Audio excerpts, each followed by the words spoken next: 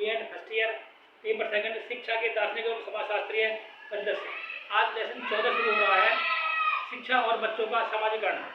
समाजीकरण का अर्थ एवं परिभाषा।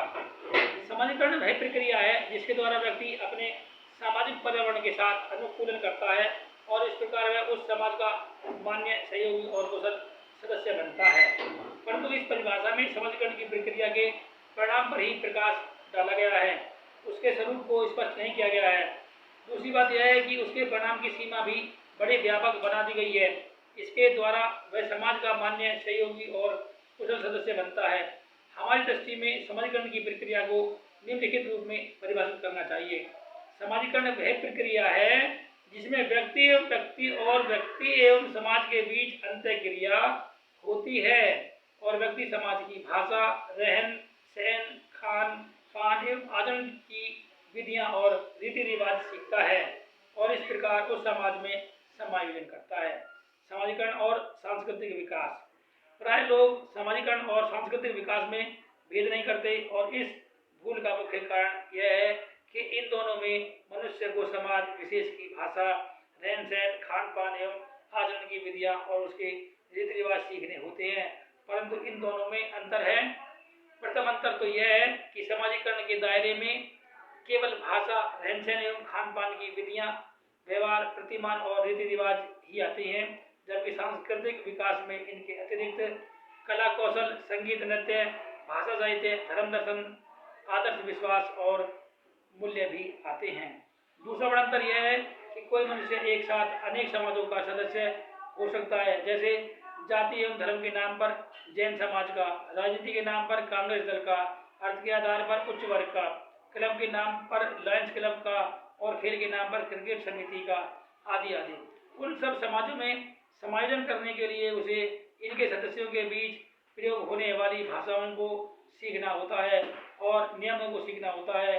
इसके विपरीत सांस्कृतिक विकास के अंतर्गत उसे केवल अपनी संस्कृति की भाषा और नियमों आदि का ही सीखना होता है।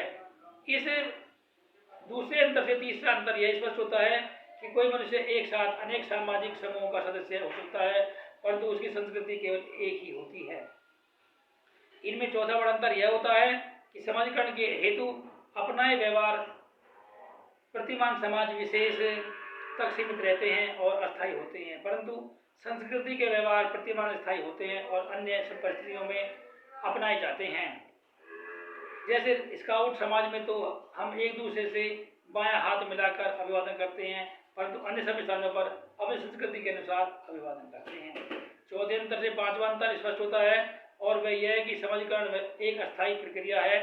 समाज बदला कि हमारे व्यवहार प्रतिमान बदले, परंतु सांस्कृतिक विकास अपने में स्थायी होता है। वह हमारे आचार विचार को हर स्थान और हर परिस्थितियों में प्रभावित करता है। और इन दोनों प्रक्रियाओं में जो सबसे बड़ा अंतर है वह यह है कि समाजीकरण बौद्धिक स्तर पर होता है और सांस्कृतिक विकास हृदय की स्वीकृति से होता है। समाजीकरण के तत्व। समाजशास्त्रियों ने समाजीकरण की प्रक्रिया का बड़ी बारीकी से अध्ययन किया है। उनके अनुसार समाजीकरण की प्रक्रिया के 4 तत्व कारक घटक होते हैं। ये तत्व हैं: मनुष्य की जैविक विशेषता, नंबर 1।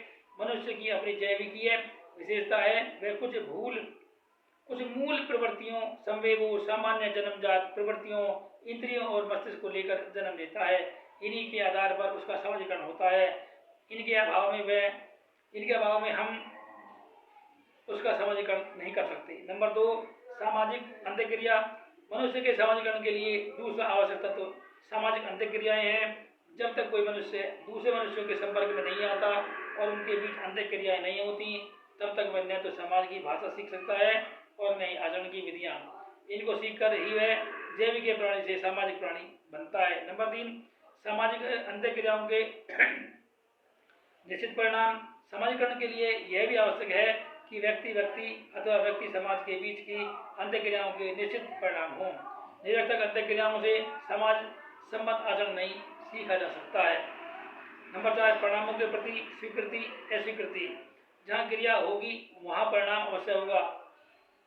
चोरों के बीच रहकर बच्चा चोरी करना सीख सकता है, परंतु उसे जब यह जानकारी होगी कि यह कार्य समाज द्वारा स्वीकृत नहीं है और ऐसा करके वह उस समाज में समायोजन नहीं कर सकता, तो वह उस कार्य को स्वीकार नहीं करेगा। समाज द्वारा स्वीकृत आचरण को सीखकर तदनुकूल आचरण करना ही सामाजिकरण होता है। आज के लिए इतना ही। बने रहिए हमारे यूट्यूब चैनल पर, स्वस्थ रहिए, सुरक्षित रहिए, अपनी तैयारी करिए।